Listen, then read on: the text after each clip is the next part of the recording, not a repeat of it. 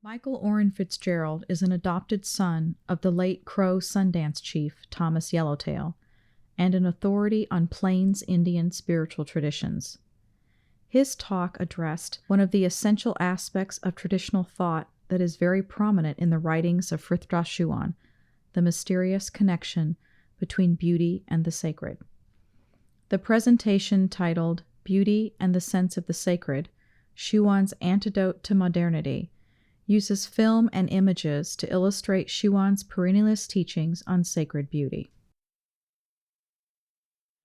My intention today is to provide both an intellectual and an existential taste of the perennialist understanding of art based on the teachings of Frithjof Schuon. At this point in the conference, he needs very little additional introduction. I will say that the perennialist understanding of art really started with the intellectual foundation of Ananda Coomaraswamy and reached its summit with Frithjof Schuon. For Schuon, the role of beauty, properly understood, was one of four primary parts of his philosophy: doctrine, prayer or method, virtue, and beauty. He spoke of this quaternary in a variety of different circumstances and in a variety of different ways. In 1991, there was a series of 3 video interviews in which he was asked various questions about his essential philosophy and the role of beauty in the spiritual life. So I would like to start by introducing his own words. If you had to boil your philosophy down to a few elements, and if you wanted to recommend to people ways of following that philosophy, what would you say? Essentialism, I would say, because my eye is directed and everything on the essential. There's first this discernment between the absolute and the relative. Discernment, absolute and the relative, Atma and Maya, reality and illusion and so, and then prayer. Because if you believe, if you understand what is essential and what is absolute, you must pray. There are 3 kinds of prayer. First, canonical prayer, and then free personal prayer, to talk with God. And third is prayer of the heart, essential prayer, which is an act of contemplation in the innermost self. And this is esotericism. And I'm interested in this, and I say to people, you must pray at least 1 canonical prayer every day, and then you must talk to God. But you must always pray like St. Paul said, and this is prayer of the heart. This is the second thing, and the third thing is intrinsic morality, beauty of the soul, nobility, humility, which means objectivity towards oneself, charity, which is objectivity towards the neighbor, domination of oneself, generosity. This is beauty of the soul. This is intrinsic morality. And then the 4th dimension is beauty of forms, of surroundings, of dresses, of comportment.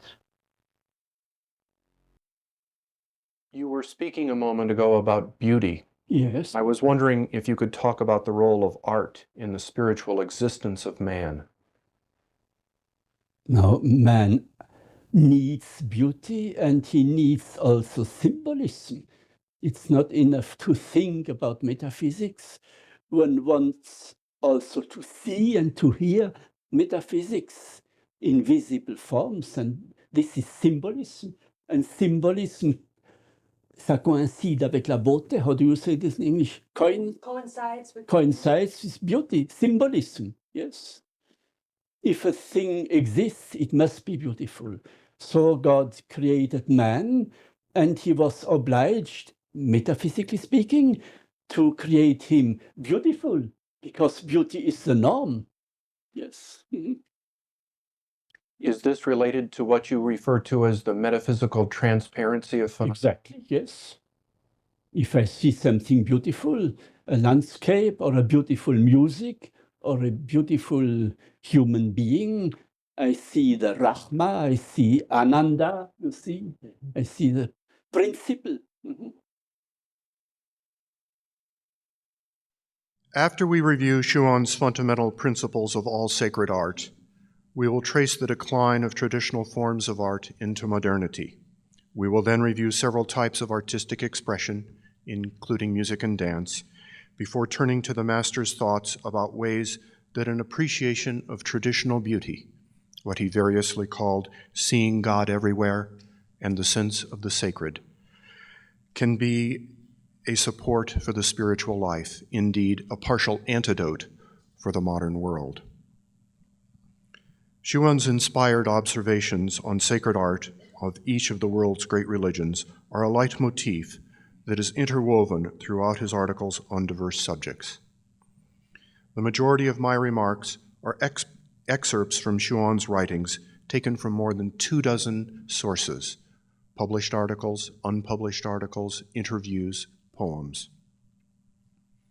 To facilitate listening to Frithjof Schuon's own words, I've removed many of the master's insightful digressions that punctuate his writings, and I will not attempt to identify all of my quotations, trusting that the eloquence of his words sufficiently differentiates itself from my remarks. In some places in this presentation, the result is a series of short meditations on sacred art and beauty. These meditations will be accompanied by examples from sacred and traditional art from many of the world's great traditions. Most of these were gathered by his wife, Catherine Schuon, in the process of editing a forthcoming illustrated anthology of his published writings on sacred art entitled Art from the Sacred to the Profane, East and West. Later in this presentation, some of Schuon's remarks will correspond to the illustration, but for the moment, we will see a variety of inspired subjects.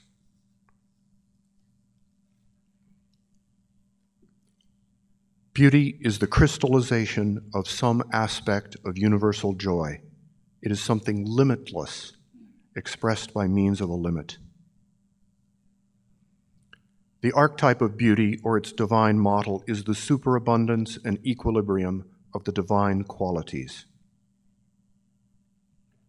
The sacred is the incommensurable, the transcendent, hidden within a fragile form belonging to this world. It has its own precise rules, its terrible aspects, and its merciful qualities. Moreover, any violation of the sacred, even in art, has incalculable repercussions.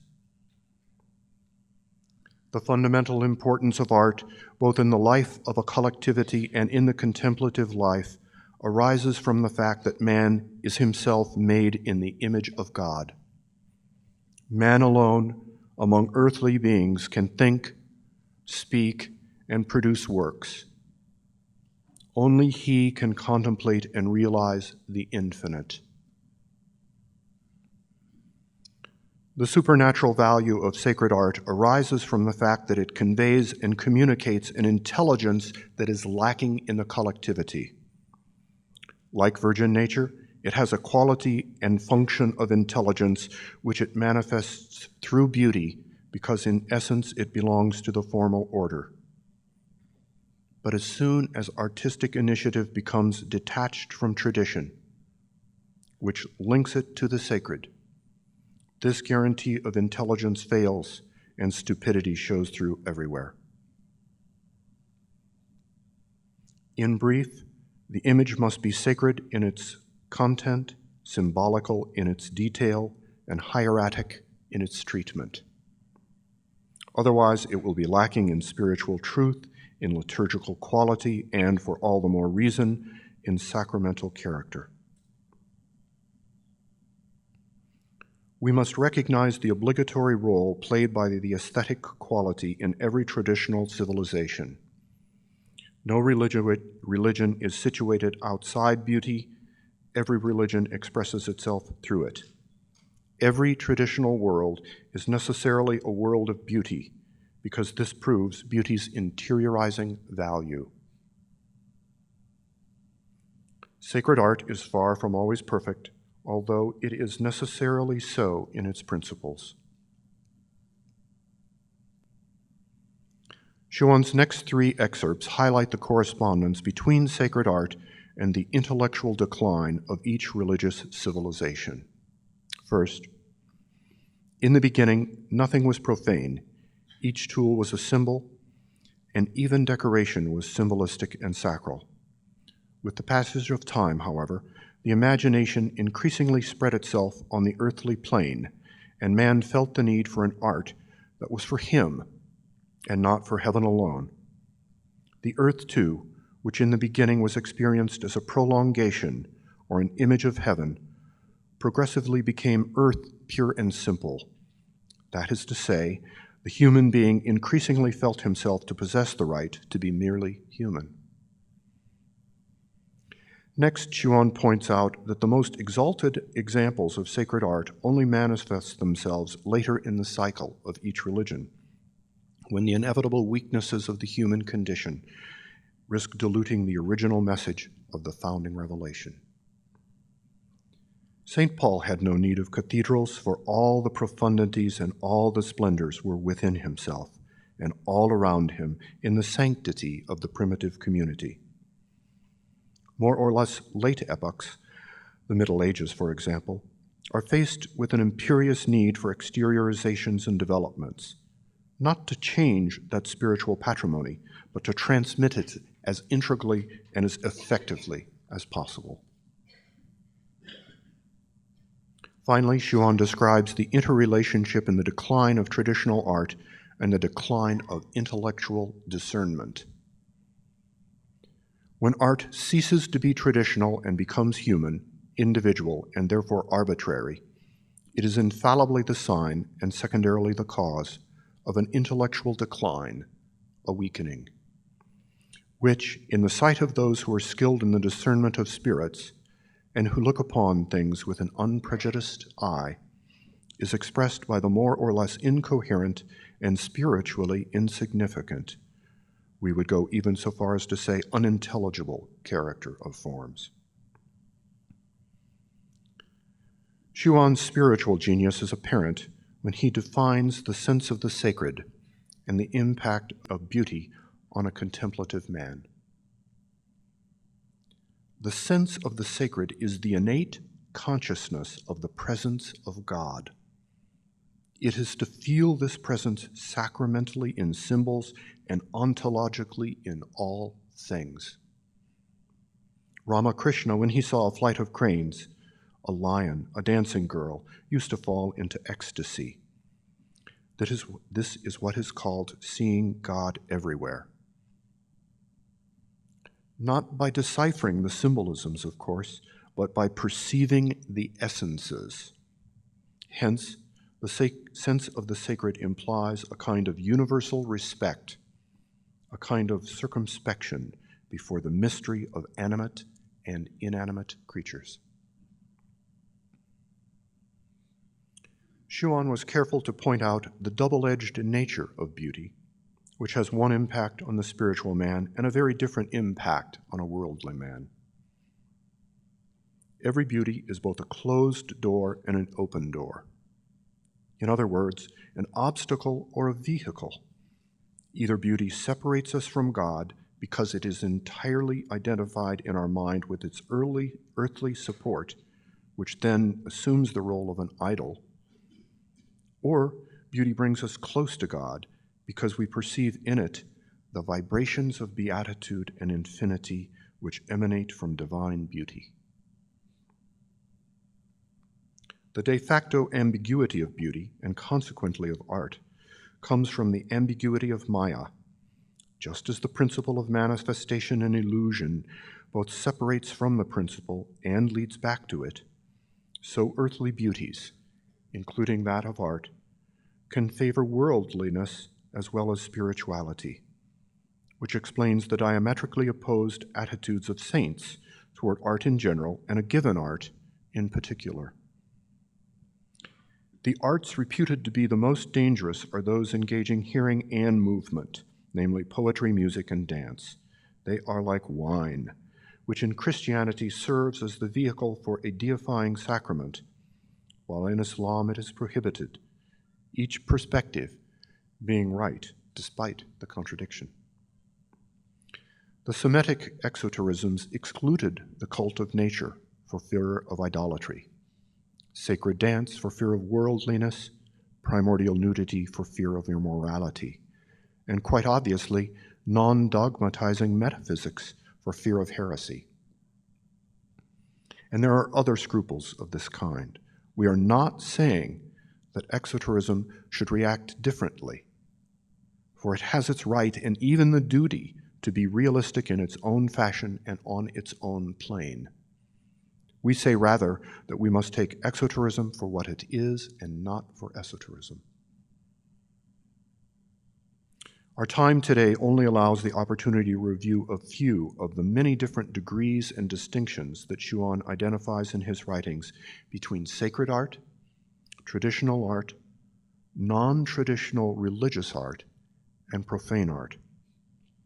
Because we live in the Western world, I've included a number of excerpts that deal with the errors inherent in naturalism in art, which leads to what Schuon referred to as non-traditional religious art.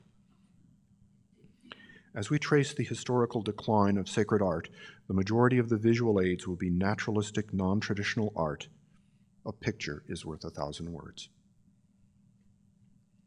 Our first illustration was identified by Titus Burckhardt, the third of the Perennialist pioneers on sacred art, as an example of one of the earliest naturalistic religious paintings of the Renaissance.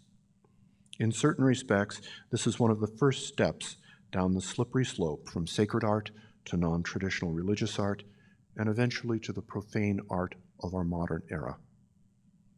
We continue with Schuon's insights. Naturalism in art violates tradition because it is unaware that style is a providential discipline proceeding from a genius at once spiritual and ethnic, and developing according to the laws of organic growth in an atmosphere of contemplative piety that has nothing individualistic about it. It violates the nature of things because in painting it treats the plane surface as if it were three-dimensional space and the immobility of the surface as if it could contain movement. In sculpture, naturalism treats inert matter as if it were living flesh, and then as if it were engaged in motion, and it sometimes treats one material as if it were another, without regard for the soul of each substance. Complete naturalism, which reproduces the chance variations and accidental aspects of appearances, is truly an abuse of intelligence, such as might be called Luciferian. This abuse of intelligence is extremely characteristic of modern civilization. Many things are taken to be superior, as indeed they are if considered in artificial isolation, but which are in fact merely hypertrophic. Naturalism amounts to a substitution of reason alone for intelligence as such. Apart from the rationalism which inaugurated it, artistic naturalism would have been inconceivable. Extreme naturalism results from the cult of form envisaged as something finite and not as a symbol. Here it is important to point out that one of the major errors of modern art is its confusion of art materials. People no longer know how to distinguish the cosmic significance of stone, iron, or wood, just as they do not know the objective qualities of forms and colors. Stone has this in common with iron, that it is cold and implacable, whereas wood is warm, live, and kindly. But while the cold of stone is neutral and indifferent, like that of eternity, iron is hostile, aggressive, and ill-natured, and this enables us to understand the significance of the invasion of the world by iron. The accumulation in Christian churches and places of pilgrimage of gross and harsh ironwork cannot but impede the radiation of spiritual forces. It always gives the impression that heaven is imprisoned. Schuon points out that most people today who claim to understand art believe that a modern naturalistic reproduction of the Holy Virgin is superior in all ways to the traditional icons or sculpture of the Byzantine or Romanesque periods.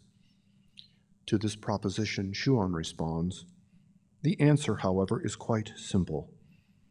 The Byzantine Virgin, which traditionally goes back to St. Luke and the angels, is infinitely closer to the truth of Mary than the naturalistic image, which of necessity is always that of another woman.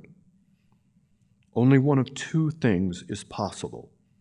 Either the artist presents an absolutely correct portrait of the Virgin from a physical point of view, in which case it will be necessary for the artist to have seen the Virgin, a condition that cannot be easily fulfilled, or else the artist will present a perfectly adequate symbol of the Virgin, but in this case the physical resemblance is no longer in question. It is this second solution that is realized in icons. What they do not express by means of a physical resemblance, they express by the abstract but immediate language of symbolism, a language that is made at once of precision and imponderables.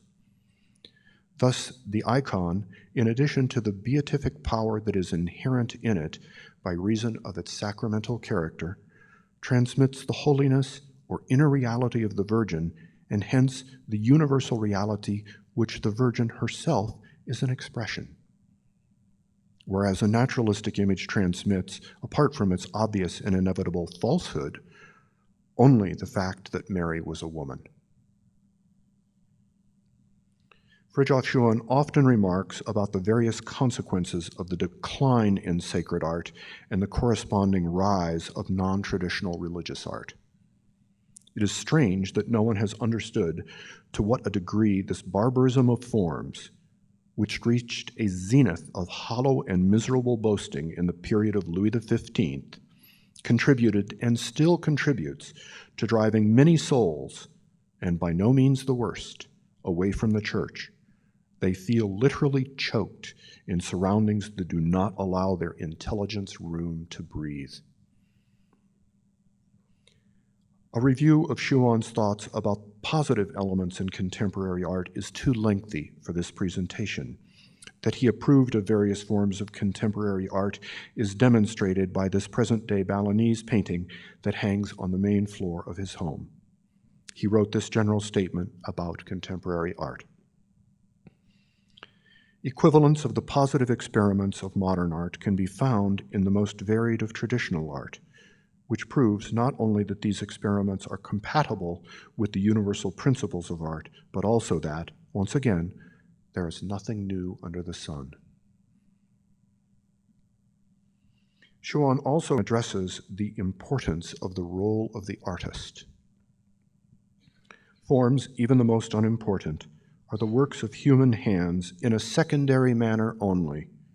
They originate first and foremost from the same suprahuman source from which all tradition originates, which is another way of saying that the artist who lives in a traditional world without fissures works under the discipline or the inspiration of a genius that surpasses him. Fundamentally, he is but the instrument of this genius. The rights of art, or more exactly of the artist, lie in the technical, spiritual, and intellectual qualities of the work. These three qualities are so many modes of originality. In other words, the artist can be original through the aesthetic quality of the work, by the nobility or piety reflected in it, and by the intelligence or knowledge which enables him to find inexhaustible variations within the framework laid down by tradition. All sacred art proves that this framework is relatively wide. It does restrict in capacity, but not either talent or intelligence. True genius can develop without making innovations. It attains perfection, depth, and power of expression almost imperceptibly, by means of the imponderables of truth and beauty, ripened in that humility, without which there can be no true greatness. Schuon also points out that the way artists prepare themselves for their work is reflected in the quality of the art. In the ancient church, and in Eastern churches even down to our times, icon painters prepared themselves for their work by fasting, by prayer, and by sacraments. They drew their creative joy not from inventing pretentious novelties, but from a loving recreation of the revealed prototypes, and this resulted in a spiritual and artistic perfection such as no individual genius could ever attain. In contrast to the traditional methods of preparation of created sacred art, Frithjof Schuon speaks about today's exaggerated respect for creative genius, which allows moderns to praise artists for the quality of their naturalistic religious art, even when they have used their concubines as models for portraits of saints. Schuon addresses diverse and multidimensional aspects of the modern cult of genius in his 1988 article, To Have a Center, considered by many as a groundbreaking article. This 1925 diary entry by the then 18-year-old Schuon provides an excellent summary of the article he wrote 63 years later. It seems to me that the cult of genius is veritably satanic, quite apart from the fact that it has no kind of knowledge as its background and is possible only in a life that is excessively sentimental, especially is this so in the case of unbridled and violent enthusiasts. Belief in genius leads us into the discordant sphere of the earthly. It completely bypasses truth. The great majority of Schuon's writings about the decadence in profane art focus on the decline in traditional art that first appeared briefly in ancient Greece, then reappeared in the Renaissance, and from there accelerated into the present day. His remarks apply, mutatis mutandis, to the even more infernal possibilities, such as abstract modern art. We will now, for the most part, turn away from modern errors and return to the manifestations of sacred and traditional art. Schuon wrote about many different types of sacred expression, including such diverse modes as recitation, calligraphy, architecture, painting, sculpture, dance, the art of gestures, and clothing. Time allows us only to examine a few of these modes of expression.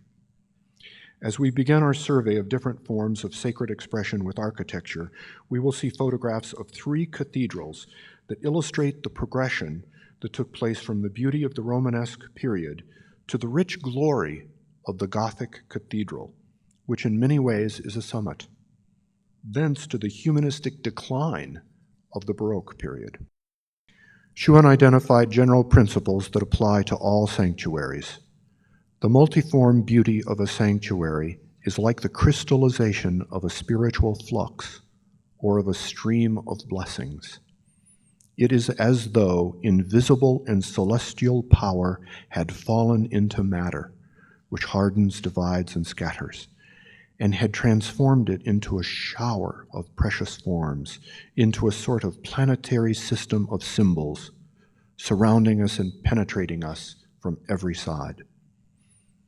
The impact, if one may so call it, is analogous to that of the benediction itself. It is direct and existential. It goes beyond thought and seizes our being in its very substance. There are blessings which are like snow and others which are like wine. All can be crystallized in sacred art. What is exteriorized in such art is both doctrine and blessing, geometry, and the music of heaven. As with all types of art, we learn a great deal when Schuon applies the general principles to each religion and the specific forms of that religion. The Sainte-Chapelle, a shimmer of rubies and sapphires set in gold. No individual genius could improvise its splendors. One might think that they had sprung from the lily and the gentian. Islamic art captures the all-pervading and the all-inclusive and avoids narrowness of every kind. So Islam itself seeks to avoid whatever is ugly and to keep inside sight that which is everywhere center. For this reason, it replaces, so to speak, the cross by the weave, a center which is a center only at a definite point. It rejects an association. It wishes to dissolve a priori every individualistic entanglement. It knows only one center, God. Every other center, such as the Prophet or Islam itself, is loosed in a rhythm or in the weaving. There is something vegetative and thus alive in the Hindu temple because of this sort of spiritualized sensuality characterizing the Hindu soul, a sensuality always close to asceticism and death and opening onto the infinite. Schuon provided penetrating insights into the heavenly essence for all music. Visible forms manifest the heavenly essences by crystallizing them. Music in a certain fashion interiorizing forms by recalling their essences through a language made of unitive sweetness and unlimitlessness. Earthly music evokes in the soul the transforming remembrance of heavenly music, although with regard to this, it may appear hard and dissonant. According to Pythagoras and Plato, the soul has heard the heavenly harmonies before being exiled to earth, and music awakens in the soul the remembrance of these melodies. Fundamentally, every love is a search for the essence or the lost paradise, the gentle or overpowering melancholy, which often appears in poetic or musical eroticism, bears witness to this nostalgia for a far-off paradise. These are just two of the many specific archetypes Schuon cited for different traditional music and dance. The roll of drums marks, like heaven's thunder, the voice of divinity. By its very nature and by its sacred origin, it is a remembrance of God, an invocation of the power both creator and destroyer, and thus also liberator, through which human art canalizes the divine manifestation and in which man participates through dancing. He thus participates with all his being in order to regain the heavenly fluidity through the analogical vibrations between matter and the spirit. The drum is the altar, its roll marks the descent of God, and the dance the ascent of man. A traditional dance is always an identification with an archetype, hence in the final analysis with a divine name. Now, the human prototype of the elementary American Indian dance is the spiritual essence of the Indian soul, or, symbolically speaking, it is the eagle rising toward the sun in limitless space. Schuon wrote about the meaning of all forms of dress. To wear a traditional and sacred garment to which one has a sufficient right is to be invested with an archetype and virtuality of perfection. A priori, dress is the outward, hence exoterism, but it is interiorized and becomes esoteric through its symbolical elements, its sacerdotal language, precisely. These are just a few examples Schuon identified of the meaning of specific forms of dress. When the arts are enumerated, the art of dress is too often forgotten, though it is nonetheless has as great as importance, even perhaps more great than architecture. Doubtless no civilization has ever produced summits in every field. Thus the Arab genius, made up of virility and resignation, has produced a masculine dress of unsurpassed nobility and sobriety, whereas it has neglected feminine dress, which is destined in Islam not to express the internal feminine, as does Hindu dress, but to hide woman's seductive charms. The Hindu genius, which in a certain sense divinizes the wife-mother, has on the other hand created a feminine dress unsurpassable in its beauty, its dignity, and its femininity.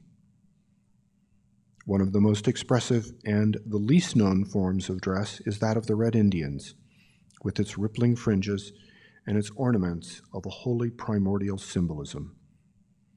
Here man appears in all the solar glory of the hero, and woman in the proud modesty of her impersonal function.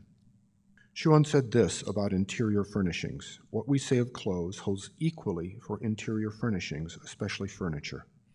It is hardly credible that the same man that made the marvels of sober majesty that are Gothic and Nordic furniture could have created and tolerated the lacquered and gilded horrors of the courtly and bourgeois furniture of the 18th century, that the noble and robust gravity of the works of the Middle Ages could have given way to the miserable affectation of later works. In short, that utility and dignity should have been replaced by a hollow, trivial, and flaunting luxuriousness.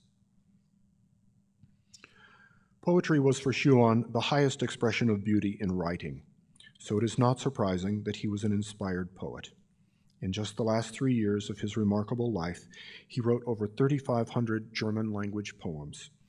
Rather than comment on the style of his poetry, I've included several English-language translations of his poems.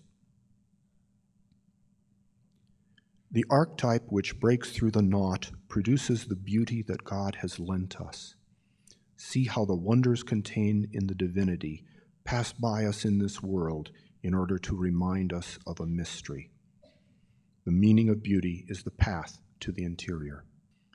Over a 45-year period, Schuon wrote almost 1,200 spiritual texts in the form of individual meditations, sometimes inspired by a question from a spiritual aspirant, sometimes springing forth from his own rich inner life of prayer. This is an excerpt from a text entitled Beauty. God is beautiful and he loves beauty. Hadith. Beauty must have in itself a spiritual function, otherwise there would be no beauty. This function is interiorization. The aesthetic emotion mingles with invocatory prayer, and this interiorizing alchemy confers the capacity to resist temptation. Beauty may lean to passion and sin, but in the case of contemplative persons, of saints like Ramakrishna, it led to ecstasy. This is the mystery of darshan, of union with an archetypical reality through sensory perception. The interiorization of beauty presupposes nobility and produces nobility. Given the spiritual degeneration of mankind, the highest possible degree of beauty, that of the human body, plays no role in ordinary piety. But this theophany may be a support in esoteric spirituality, as is shown in Hindu and Buddhist sacred art. Nudity means inwardness, essentiality, primordiality, and thus universality. Clothing signifies social function, and in this framework, the sacerdotal function as well. Nudity means glory, radiation of spiritual substance or energy. The body is the form of the essence, and thus the essence of the form. But there is not visual beauty only. Poetry, music, and dance are likewise means of interiorization, not in themselves, but combined with the remembrance of the sovereign good. The preceding remarks represent literally not even the tip of the iceberg of Schuon's writings on beauty. One of my specific regrets is that time does not allow us to review Schuon's comments about the archetypes, in effect, divine logic, that inspire the very different forms of sacred art in each of the world's great religions. His insights in comparing and contrasting sacred art and the world's great religions are unprecedented. Anyone interested in an integral understanding should consult the forthcoming anthology of his published writings. As we now turn to ways in which an appreciation of beauty can be a support for the spiritual life, this definition bears repeating. The sense of the sacred is the innate consciousness of the presence of God. It is to feel this presence sacramentally in symbols and ontologically in all things. Schuon sets the context for understanding the importance of beauty in each of our lives. In a world where traditional art is dead, and consequently form itself is invaded by everything that is contrary to spirituality, and where nearly every formal expression is corrupted at its very roots, the traditional regularity of forms takes on a very special spiritual importance that it could not have possessed at the beginning, since the absence of the Spirit in forms was then inconceivable. We must live the experience of beauty so as to draw from it a lasting, not ephemeral element, hence realizing in oneself an opening towards immutable beauty, rather than plunging oneself into the current of forms. It is a question of viewing the world and living in it in a manner that is sacred and not profane, or sacralizing and not profanating. Schuon's writings are not just abstract intellectual concepts. They also have consequences because people must apply the principles as a support for their own spiritual equilibrium. He often said people must assimilate these principles.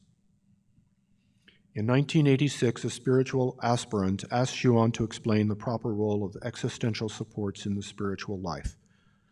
The master made the point that the cerebral should be balanced by the existential. Now, the existential element is brought out by the sense of beauty and the sense of the sacred. Indeed, these are two sides of the same reality. Spirituality should never be something that accentuates the mathematical aspects of truth to the detriment of its musical aspects. In India, home of the most rigorous metaphysic, one never sees such a hypertrophy. The atmosphere is suffused precisely with a sense of the sacred and with beauty, as is shown by its temples, its dancers, music, and other aspects. Sense of truth, sense of beauty in the sacred. Beauty is the splendor of the true. To perceive beauty rightly is to perceive it in the sacred, and conversely, the sacred always combines majesty with a musical element, so that faced with the sacred, one finds oneself in the state combining fear or reverential awe with love. And the sacred, we are fascinated, as it were, and immobilized. And similarly, when we perceive beauty, we ought to discern the sacred that lies in its depths. For example, to appreciate the beauty of nature or that of a woman without reaching this aspect of the sacred is not to have perceived this beauty entirely. One must discern not only truth, one must also perceive beauty and the sacred. Let us again turn to one of Schuon's poems to provide a summary of different aspects of beauty that can act as a support for a spiritual person. Beauty is, first of all, in nature. Everywhere thou meetest the trace of the Creator. Then I should like to mention human art. In every noble work blossoms the favor of God. And then the beauty of the Word. The genius of Dante makes a garland that connects thee with God. Then music. 'Tis a mystery coming from heaven and bringing the inexpressible to earth. To the magic of music belongs also dance. Round Krishna's flute turns the circle of gopis. Then woman, the quintessence of the beautiful, the reconciling ray of God's power. Frithjof Schuon was at one and the same time an inspired metaphysician and a renowned artist, a rare combination because genius normally exhausts itself within one domain. Schuon said this about his painting. What I seek to express in my paintings, and indeed I cannot express anything other, is the sacred combined with beauty, thus spiritual attitudes and virtues of soul, and the vibration that emanates from the paintings must lead inward. Almost all of Frithjof Schuon's paintings fall into two categories: the Red Indian world, which fascinated Schuon from his early youth, and celestial femininity.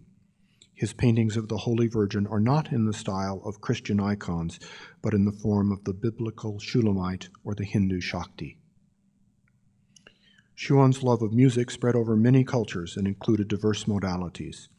From time to time, he went to the home of one or another of his admirers to listen to music or to attend performances inspired by traditional dance from diverse civilizations. While he had a strong appreciation for traditional spiritual music, such as Hindu ragas, Gregorian chants, and Islamic liturgies, he rarely listened to this music on such occasions.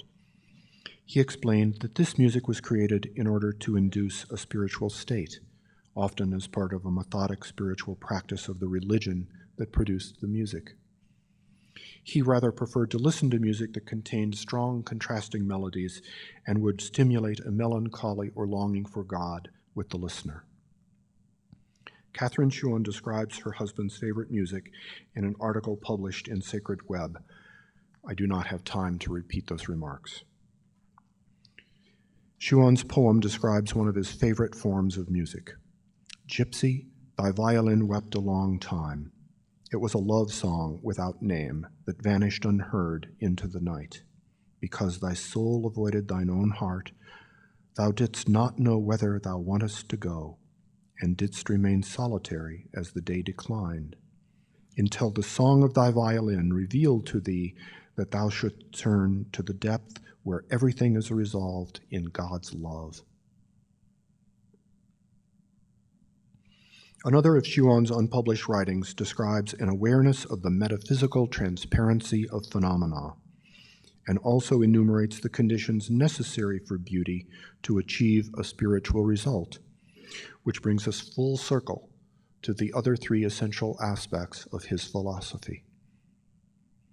Integral esoterism, which combines with total truth, has its foundation in the nature of things and not in a limited viewpoint, although it recognizes the relative legitimacy of such a perspective. Moreover, integral esoterism is aware of the metaphysical transparency of phenomena, hence the possibility of communication through them with the celestial archetypes, and this is exactly the meaning of beauty, music, and dance. Beholding of beauty, listening to music, and performance of dance is in itself neither a rite nor a cult. It is just a means of assimilation of celestial qualities. The condition of this is metaphysical doctrine, a spiritual method, and the practice of virtue. Otherwise, there could be no spiritual result. As we review Schuon's remarks about ambience in the home and in personal dress, we will view photographs of many of the rooms in Schuon's own house. It is evident that his personal ambience reflects his spiritual and aesthetic principles. I will add that, as you see the size of the house here, it's relatively modest. As we look at the wide-angle photographs I recently took, it makes the house look bigger on the inside. Schuon stressed the importance of establishing an ambience of traditional beauty in the home in order to create a refuge from our fast-paced technological world, which should ideally include a room set aside for contemplative prayer. In this unpublished paper, Schuon identifies the underlying spiritual principles that must be kept in balance when creating the proper ambience in the home. A generalized habit of displaying too many images or of putting them everywhere would be harmful for the spiritual community as a whole, and a priori it would be contrary to our spiritual and cultural perspective. By the way, the Japanese influence in the style of our homes excludes an accumulation of many visible objects. Sobriety is a mode of beauty and a support for interiorization. In a word, we must be very careful to realize around ourselves and in our souls a sound equilibrium between symbols and an emptiness opening to God. Schuon's recommendations on how to assimilate his principles are not limited to identifying ways that beauty can be a support for a life of prayer in the home and during leisure hours. he underscored the importance of the constant awareness of the metaphysical transparency of phenomena, what he also called the sense of the sacred. I had the great privilege to travel with him overnight in Zurich, Boston, and twice in Chicago. Each time I was struck by his continual discernment of forms and the resulting focus on the beautiful things in the surrounding ambience that made him reflect on God. Upon entering a roadside restaurant, he commented on how the pumpkin at the entrance reminded him of the red sun of the Japanese. He went on to speak of the symbolism of the red sun to the Japanese nations, the Amaterasu Omikami, the Japanese sun goddess, and many of the divine archetypes. When we were driving through the steel mill region outside Chicago, I was apologizing to him for the necessity of driving through that hellish place, with the ugliness of the decaying factories, the nauseous stench of sulfuric smoke from the gigantic blast furnaces. He did not acknowledge my comment. After a short pause, he pointed to an outdoor advertising sign on the road and a beautiful picture of a South Sea island. He went on to remark how this picture reminded him of certain divine archetypes. When I then started apologizing for my remark about ugliness, he said, "Even in the most ugly circumstances, you will find something beautiful to remind you of God. You must concentrate on what is beautiful and leads you toward God, not on what leads you away from God." In this way, beauty is an antidote to the modern world. Somewhat later, he remarked that the Chinese yin-yang symbol represents the cosmic principle that there is always a white spot in the middle of the darkness. He then added, "You must focus on that white spot." Schuon's own life sets the example for us to follow as we attempt to recognize the metaphysical transparency of phenomena and obtain the sense of the sacred in our hearts. Frithjof Schuon's lifelong friend, Titus Burckhardt, made the following comment about the origin of Schuon's aesthetic intuition. "At the moment of sanctity, a saint is given a special gift. In the case of Frithjof Schuon, this gift was the discernment of forms. He has the ability to look at a piece of clothing or an artifact from a culture and to know everything about that culture. He sees the archetype inherent in all things and immediately understands the essence of the form and the entire culture from which it came. This providential intuition allowed Schuon to look back over history and articulate the essential elements of the spiritual genius of each of the traditional civilizations surrounding the great religions, and to identify the reasons for the decline in sacred art that has accelerated since the Renaissance, and to highlight the importance of developing a sense of the sacred to partially counterbalance the dispersing ugliness of the modern world, thus providing very, very important support for our spiritual life. In previous times, the traditional worlds offered beautiful enticements that drew people away from the spiritual life, and thus many religious orders required various forms of penance or suffering in order to counterbalance the temptations of the world, including large amounts of supererogatory prayers. Schuon often pointed out that just living in the modern world constitutes its own form of penance and suffering. Schuon's preferred method is based upon an integral understanding of metaphysical truth, with the accent on invocatory prayer in the framework of an orthodox religion, supported by beauty in all its appropriate forms. A spiritual way that accentuates the element of suffering as a support of prayer is sometimes called a path of penance. I would rather characterize Frithjof Schuon's spiritual way as a path of truth and beauty. I will end by again reflecting on one of the master's poems. Beauty would have no meaning in the eyes of God if it had not an importance for the spirit. if it did not call to interiorization and to nobility and to the abode of the Most High. Many believe that from seduction they must flee. I would not entirely blame this misunderstanding, because people are what they can be. But blessed be those who through beauty are ennobled. Thank you.